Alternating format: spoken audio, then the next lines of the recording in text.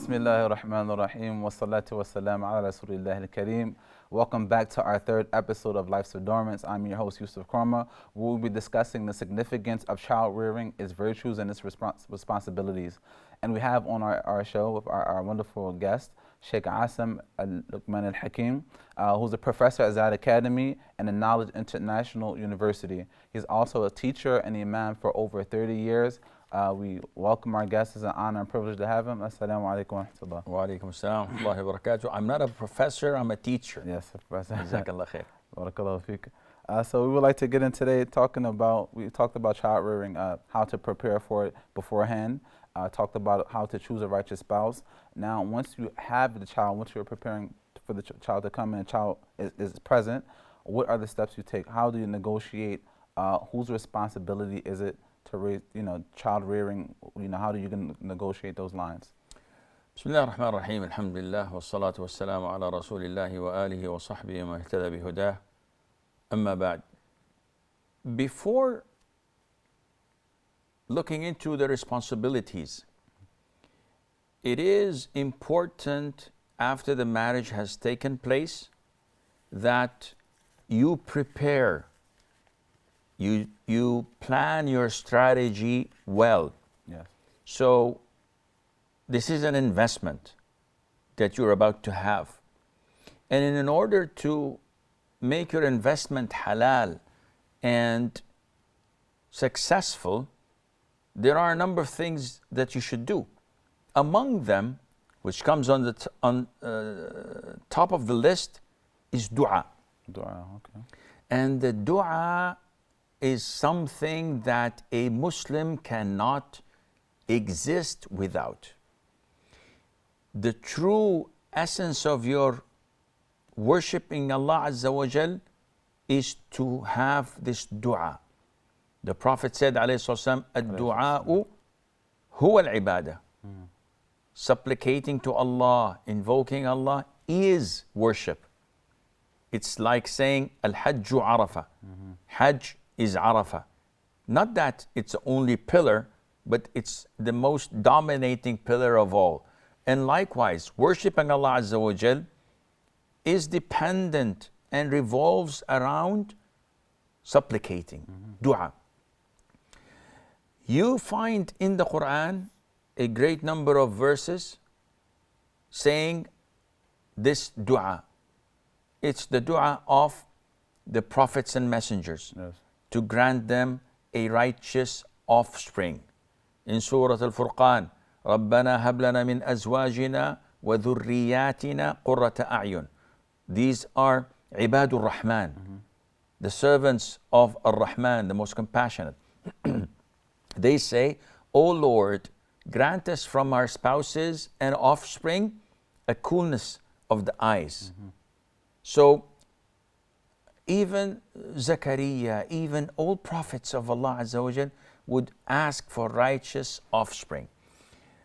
This means that you need to make dua before actually conceiving, your wife conceiving. Yes.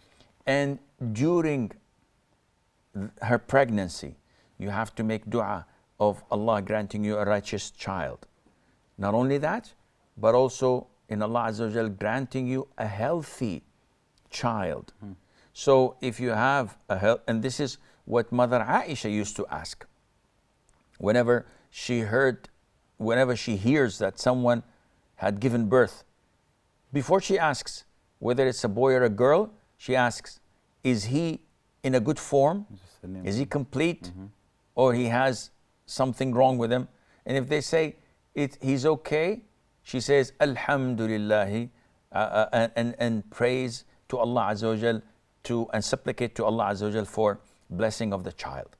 So this is something also you should make dua of, that he's or she is a righteous child, that he is or she is in a healthy fashion and manner. And among the things that the scholars interpreted the ayah, Allah Azza wa Jalla says, O you who believe, ward off from yourselves and your families a fire whose fuel is man and stones. Ali ibn Abi Talib explained warding off or protecting your children and wives by saying that you have to teach them. You have to bring them in a most Islamic fashion. This is part of their protection. And this also is manifested when you upbring your children at an early age, because most of us learn this late. So you find someone coming and complaining, Sheikh, I'd like my child to pray, but he's stubborn, he's disobedient. How old is your child? Says he's 15. When did you start asking him to pray? Only last year. You were late. It was the Prophet who said, alayhi salam, order your children to pray when they're 7 of age, and spank them or beat them if they refuse to pray when they're 10. Which means that you just verbally order them for 3 years, from when they're 7 till they're 10. So you do the math. 5 times a day, 360 days a year, multiplied by 3 years. You get like 3,000, 4,000 times of telling him to pray without any force, without reprimanding the child, just instructing. This is heart wash, not brainwash. Yeah. So you will definitely, after these 3 years, will have this in his system, in his routine.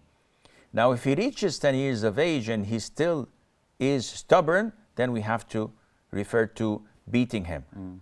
Regardless of what the non-Muslims say, this is child's abuse. The Prophet didn't say bring a baseball bat and hit the home run. No, he just told you to beat him. And such beating does not leave a mark, does not break a bone, does not shed blood, but it is important and essential in upbringing a good Muslim child. This is nothing related to what the disbelievers and the non-Muslims say, that this is inhumane. And look at what such treatment to the children has caused and produced. Drug addicts, children indulging in sexual relationships when they're like in their 13 or 14 years of age, consuming intoxicants, etc. All of this shows you how fragile their societies are. While in the Muslim community, it's so strong and bonded that they themselves are shocked and astonished with the beauty of our community. So yes, it has to be put into the children from an early age, because it's like planting a tree. Yes. If you plant a tree not in the season of planting trees, the tree will grow up weak and unstable. And if you come late to upbring your child and you failed during the previous years of telling him about Islam, about Allah, about the Quran, about moral conduct, about behaving, then you will find it very difficult to achieve that.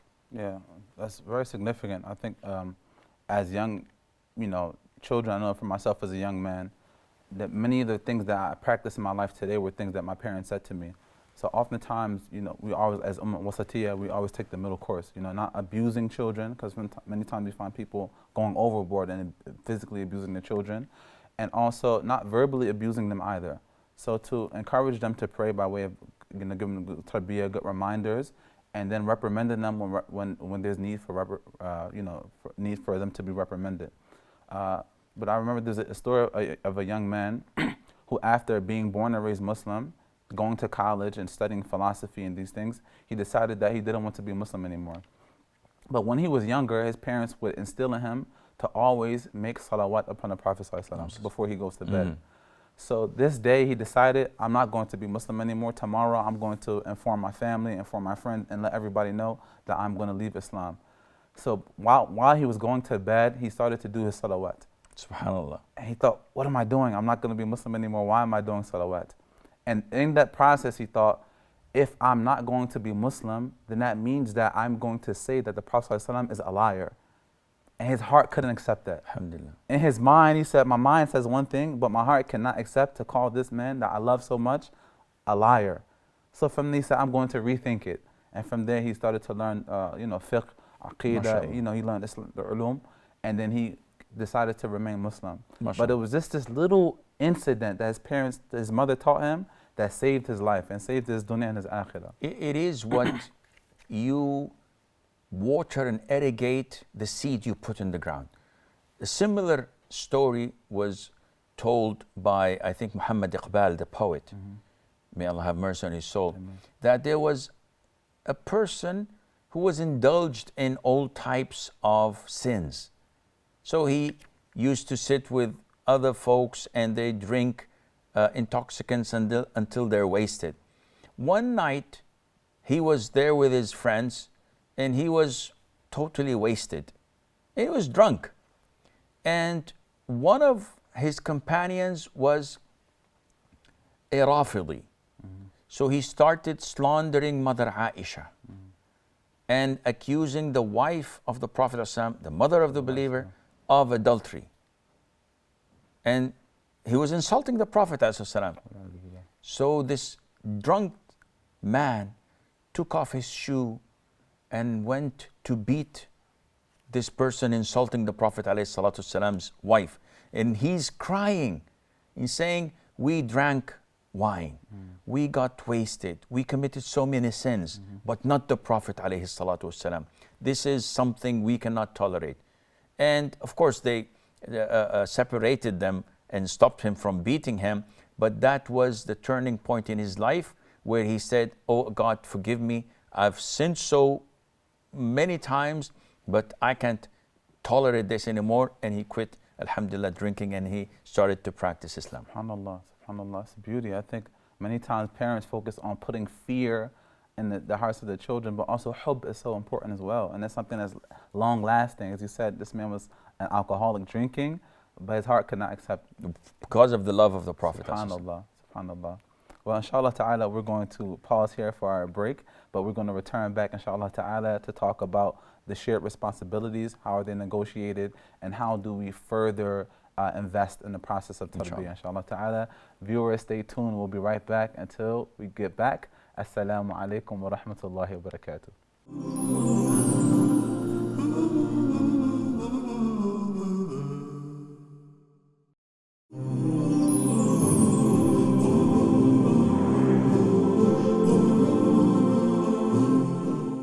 Assalamu alaikum wa rahmatullah. Welcome back to our second portion of Life's Adornments, where we discuss today tarbiyah for the child, how to invest in them in a very early age. We talked about duaa. Now we'd like to talk about who is responsible for the child rearing, how to negotiate the boundaries, who takes what responsibilities inside the house and outside of the house. Well, this is a big problem in most households. Yes. Because by nature, we do not like to assume responsibility. So when things go right, everybody likes to hold the torch and say, this is me. Yeah. I've done this. It's a sign of my success. But if things go south, when things go wrong, this is when pointing a finger becomes a sad reality. So the father usually blames the mother. It's your mistake. You're the one who did this and that. And the mother blames the father. You've been out of the house all the time. You never assumed your responsibility. It is a teamwork. A man cannot have a child on his own. A woman cannot conceive on her own. And as they say, it takes two to tango. With nasheed, Islamic nasheed, not music, of course. And with your spouse, not with someone else. So you need two. And a family is composed of two. And this is a responsibility shared by both. Now, to be fair, a man has responsibilities, but his greater responsibility would be to financially provide for his family, including his children.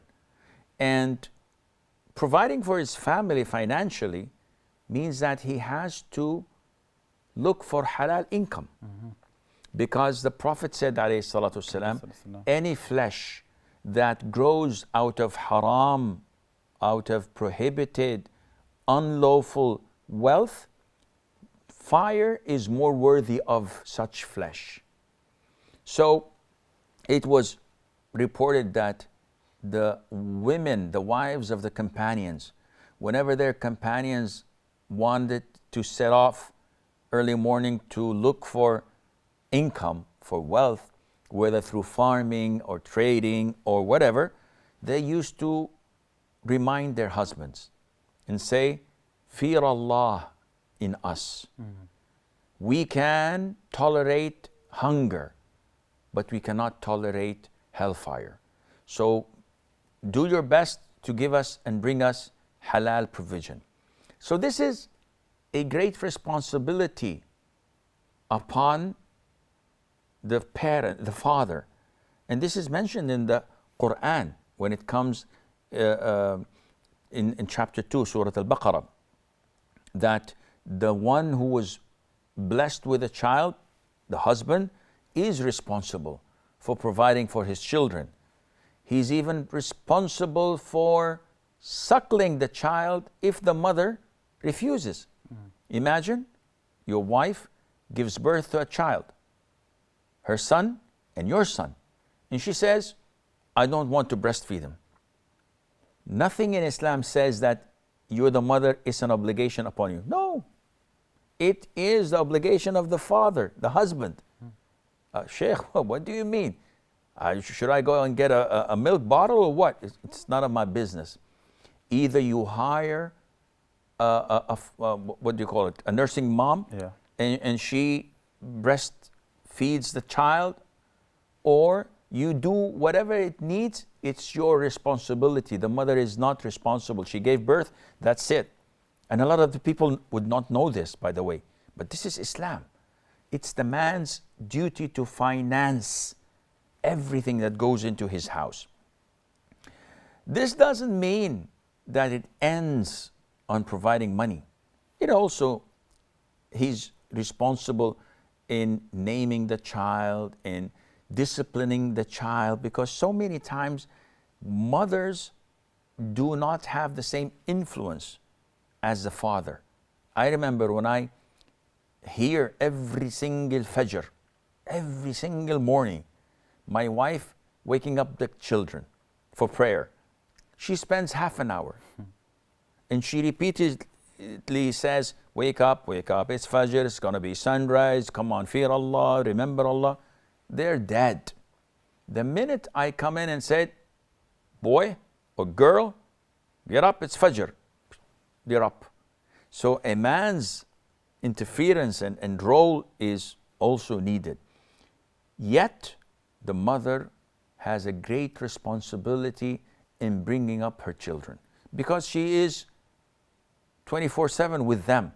The father is out working. The father is in the house working. He wouldn't have enough time. He has hints to give here and there and sometimes interferes. But most of the work, most of the burden is on the shoulders of the mother. So it's mutual, but different roles for each one. Yeah, sure.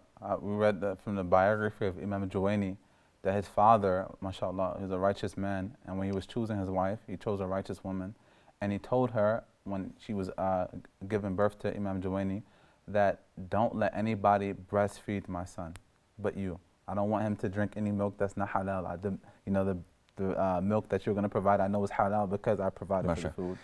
And then one day she got really sick, so she allowed someone else to breastfeed him. And it's mentioned that he pressed the milk outside of Imam Juwayni's stomach, subhanallah, because he didn't want his son to drink. Yeah, but you see, these stories, though they have a moral point behind it, I personally have my reservations.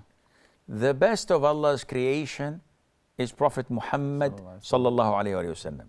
And we know that he was given for the first 4 years or 5 years of his life to Halima Sa'diyah to upbring him, to breastfeed him. So his mother did not breastfeed him. She did not feed him for his entire life, the first 2 years. And still he remained with Halima and her family until she was like 4 or 5, he was 4 or 5 or 6 years of age when he went back to the custody of his grandfather after the death of his mother. So did this negatively impact the Prophet ﷺ? A'udhu billah. Of course not, yeah. Of course not. So to even try to make a child throw out the breast, the milk that he has suckled from a woman because of that reason, this is, I think, overboard, extreme. Yeah. And Allah knows best. But these, again, these are stories. They're not the doings of a companion. Sure. They're not the doing of a prophet. And even that, we don't know the authenticity, whether it's true or it's just one of them tales that people would like to include in their books. Sure. Along the lines, we're talking about now tarbiyah versus da'wah. So where do we find the middle course in giving a child tarbiyah versus giving them da'wah, as we discussed briefly? Many times people will give da'wah as like preachers, teachers outside of the house. So our frame of mind is that calling other people outside of our family is considered da'wah, and we spend much of our time working with people outside of the house, and then by the time we come home, we're too tired, there's not a lot of effort. So what is the conception of da'wah within inside the four walls of your own home? The Prophet ﷺ says, "Ibda binafsika wa biman ta'ul." Begin with yourself and those whom you are responsible for. This is in financial expenditure. Don't give to others and starve and make your children starve. You have to fulfill your own needs and your children's needs as a priority. And he also says, alayhi salatu wasalam, كَفَى بِالْمَرْءِ إِثْمًا أَن يُضَيِّعَ مَنْ يَقُوتُ or يَعُول. And this means that it is sufficient for a person to be sinful, yani this is the minimal type of sin, is to waste those whom you are responsible for providing. Which means you cannot be a good carpenter when your door can't be locked properly. You should start with your own door and fixing it. Likewise, people think that da'wah is limited in a TV program or a post you write on social media or in a lecture you give and deliver in a masjid or in something that is related to the masses. And they forget and neglect that their priority should be to the children. I've seen a lot of, and I know a lot of people who work in tahfidh, Quran circles. So they run Quran circles, they have students of their own, who run schools, who do, one of the sisters called me complaining about her husband who runs an Islamic school and neglects his own children, never teaches them an ayah, though he teaches strangers and foreigners the Quran, never takes their children to school, never does anything to ensure that his children are brought up in an Islamic way. Definitely there is a grave and serious error in that individual. So it is the greatest form of da'wah, that which you devote and dedicate to your own offspring to ensure that your legacy continues and they become imams of the deen. Inshallah, as the Prophet ﷺ even himself said, خَيْرُكُمْ خَيْرُ الْأَهْلِ وَأَنَا خَيْرُ الْأَهْلِ. The best of you are those who are best to their families, and I'm the best to my family. True. So inshallah ta'ala, we can take from this that we should start with ourselves and focus on our families before moving out. Correct. And inshallah ta'ala, by way of rectifying our families, we can then rectify society, inshallah ta'ala. With that being said, we'll close our program today. Thank you so much for your wisdom, for your immense knowledge. Barakallah. May Allah ta'ala bless you and increase you. For our viewers, thank you for joining us. Until next time, Assalamu alaikum wa rahmatullahi wa barakatuh.